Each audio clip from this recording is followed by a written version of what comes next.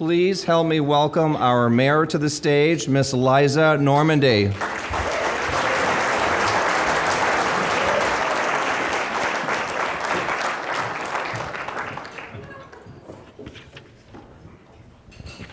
Thank you to Jim McGuire. So good afternoon.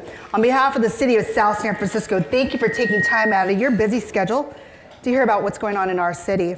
A special thank you to the South San Francisco Chamber of Commerce and its board of directors, to the South San Francisco Conference Center for hosting us, Penn TV, who's doing the recording, Ed Ho and his team for the audio visual, of course, Chef Mikey, Judy Reyes, Krista Grande, and team for the setup and luncheon today. May I have a round of applause for those individuals.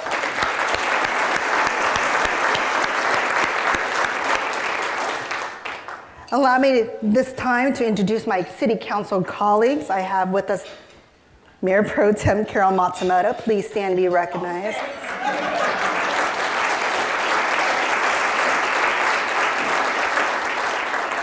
Councilmember Mark Adiego.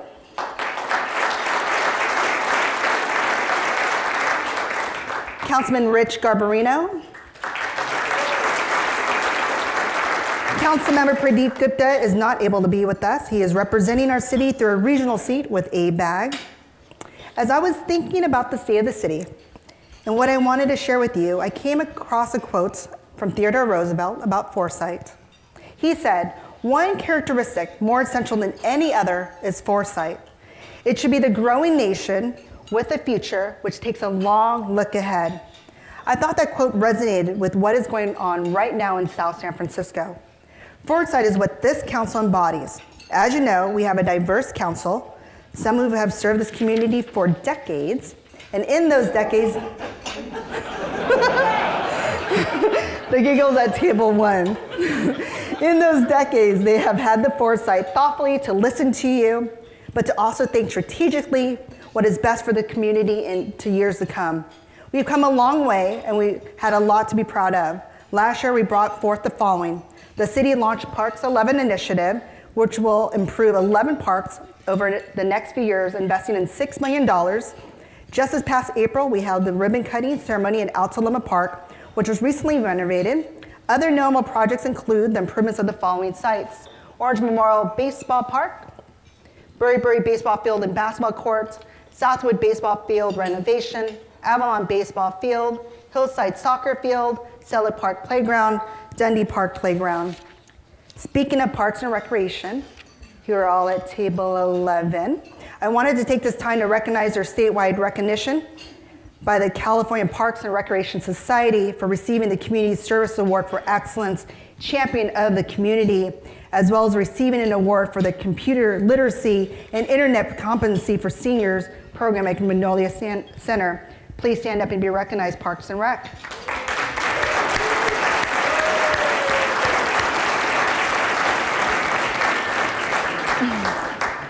It was only Sharon Reynolds who stood up, and she has a whole team behind her.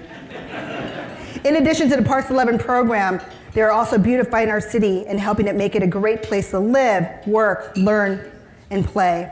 They planted more than 150 trees, which exceeded their goal of planting 120 trees, and they're not done.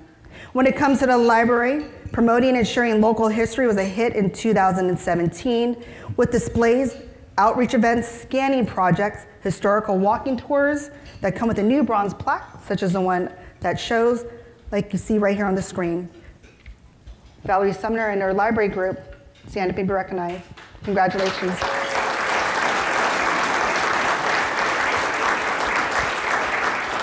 Cultural diversity was celebrated in the library through cultural presentations, story time, crafts, and various programs. Include Voices of Our Community. In Voices of Our Community, local families in partnership with the Community Learning Center and the San Francisco Opera Guild came together to share their story with the community. I would be remiss if I didn't take this time to recognize Mayor Pro Tem Carol Matsumoto for her time and dedication to raising the awareness of cultural diversity. Through her efforts, the city created a resolution stating the city's commitment to recognize, value, proactively work to promote diversity and inclusion.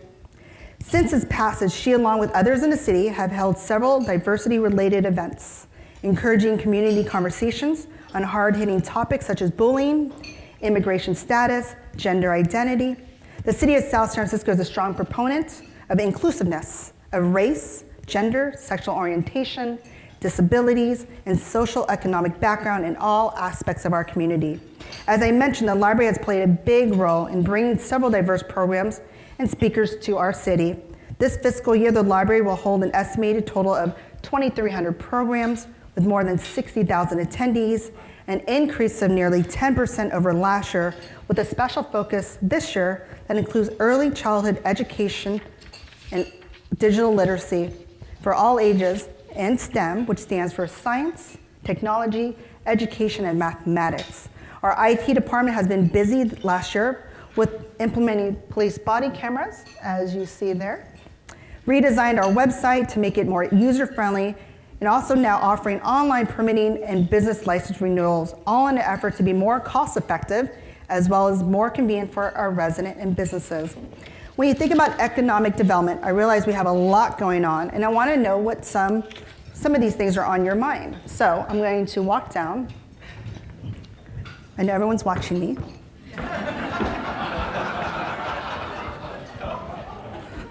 I'm all good.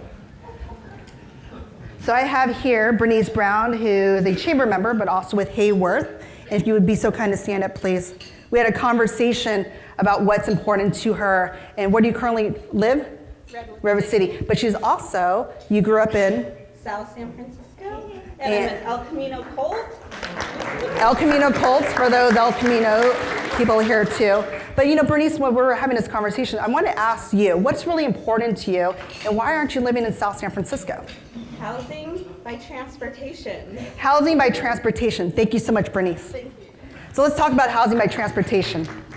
We have the Academies project here, which is a Ceres Regis group. I have Kenny and Andrew that are with us. If you two would stand up and be recognized, please. Thank you so much, Ceres Regis group. The Academies project is located at Airport Boulevard and Miller Avenue, which is a 7 stories, 260 units. Pine Fino, which is located at Baden and Airport Boulevard, a 5-story building at USC, across the street from Taco Bell and Kentucky Fried Chicken, 69 residential units, single-level parking garage. 150 Airport Boulevard is a 5-story, 157 units with 2-level parking garage. The Rotary Senior Housing, I know we have representative for Rotary, thank you for being with us, located at Miller Avenue, which will be 5 stories, 81 residential, all affordable housing for seniors with a single-level parking garage. So we're going to go over here. I'd like to introduce to you Dean Grubel, who's the executive director of the conference center. And Dean, how do you get to work? I take the ferry. The ferry and other means of transportation? Sometimes I will take BART. BART. So the ferry, you know, so may I ask, what's important to ensuring that you have those that come to the conference center as far as connected with South San Francisco? It's ease of transportation to and from. Ease of transportation to and from. Thank you very much, Dean. Well, let's talk about transportation. So here are 3 hot buttons right now. So alternative transportation, the city council broke ground last year on the new Caltrain station. So we're looking at upgrading that Caltrain station and hope to be done by 2019 in the fall.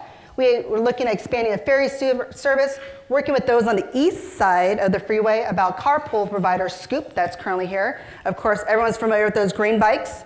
Bike sharing programs such as Lime Bike. Unjun Kim, our director of public works, is here, and something that is important to all of us is to ensure that traffic signal lights optimization to adjust those lights in real time. And third, we're working with our neighborhoods and having conversations about traffic circles, speed humps, and installing signages. Thank you so much. And over here, I want to take this opportunity.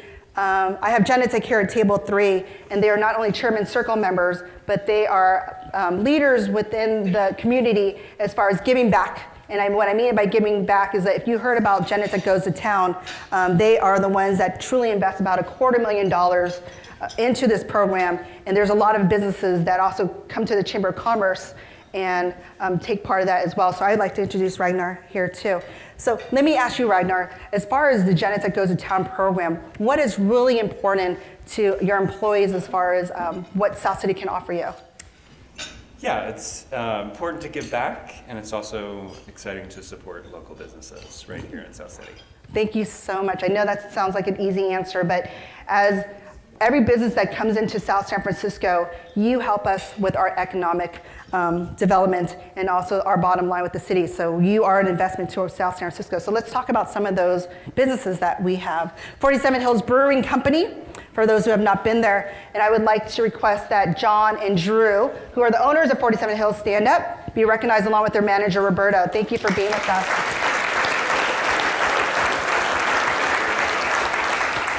It's a great place for events as well as their IPA. Cafe 382 is going under some renovations located on Grand Avenue. They actually bought out the cleaners next door, so they're looking at small plates, tapas, as well as an opportunity for beers and wines after they serve lunch. Foundry and Luxe is, for those who are not familiar with it, Foundry and Luxe is a opportunity with a full bar, and they have 2 bowling alleys, pool table, bocce courts, tennis courts. They have putting greens, a ping pong table. I'm not sure how the ping pong table works out in South San Francisco during the afternoon, but if those have not visited over there as well. And also we have, with the opening of the new Costco Business Center here in South San Francisco, has reasserted ourselves as a regional retail hub. Costco Business Center is open to all members. I believe they provide everything but alcohol and the big sheet cakes and whatnot. So you can definitely get your $1.50 hot dogs and chicken bakes there. Make sure you visit them. Beyond being a retail destination over the next few years, we become a lifestyle destination as well. At Oysterport, we have a developer who has started phase 1 construction and is eager to transform the whole waterfront area with 500,000 square feet of research and development building, skylining the waterfront area, and new public streets and areas for the South San Francisco community to enjoy. Not only that, 2 years from now, we will have a new beachfront, over 3 acres of open space, enhanced Bay Trail, new streets connecting Oyster Point Boulevard and the Marina waterfront. Our city is growing, but our values remain the same. Our strategy is sustainability, constant economic growth that is mindful of our city's humble beginnings, but with an eye towards the future.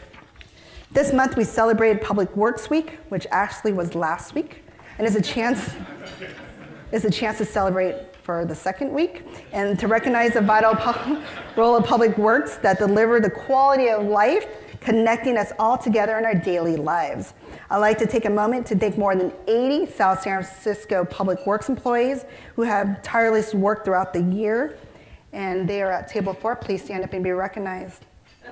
Director Engineer Kim and his staff, Brian Schumacher, Richard Cho. Thank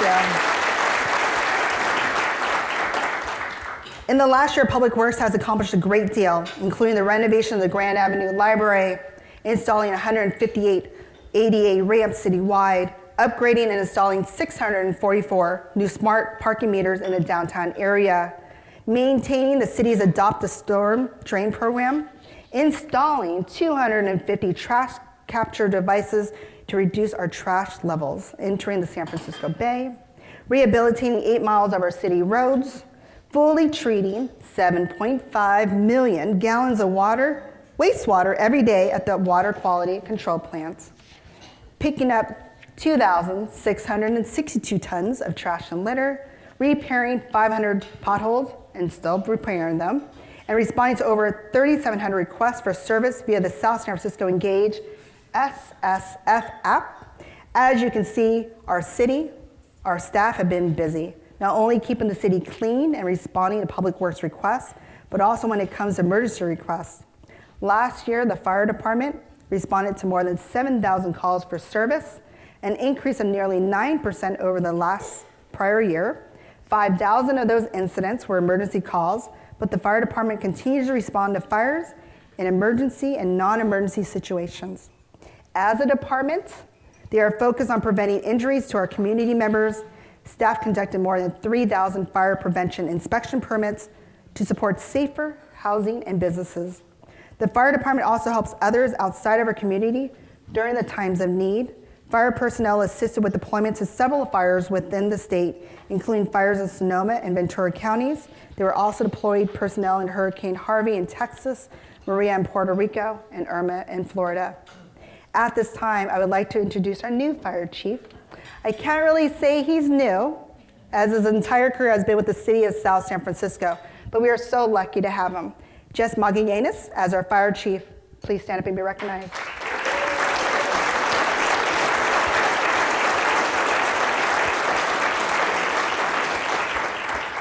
Thank you, Jess, for your service to our city.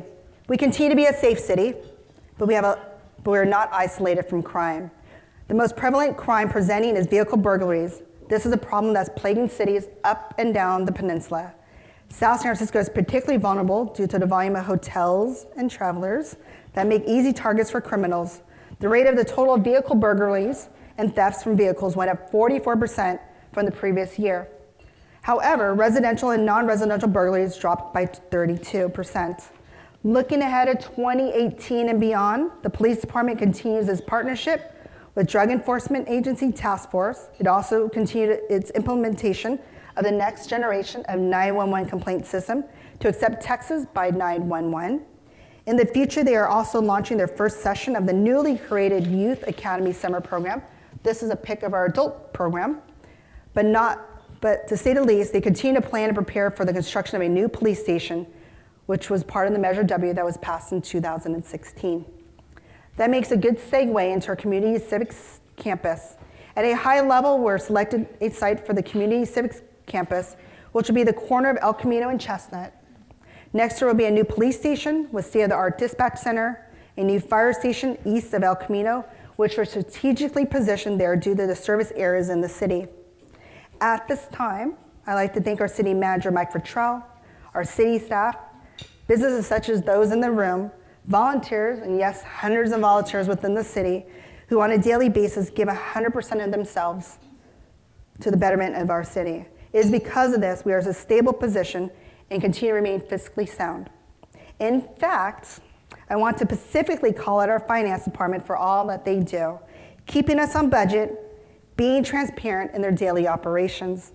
Last year, the city received a certificate of achievement for excellence in financial operation reporting from the Government and Finance Officers Association. And I believe Richard Lee, standing in front of you, if you please stand up and be recognized.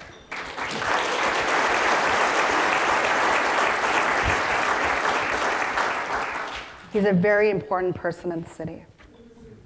So in closing, when you think about foresight, it's a process of developing a range of views of possible ways in which the future could develop. Understanding these views could help what decisions can be taken today to create the best possible tomorrow. It's something that we strive for as a city council. So I wanted to say thank you on part of the city council. Thank you again to the Chamber of Commerce and the South San Francisco Conference Center for having us today. And at this time, this concludes our State of the City.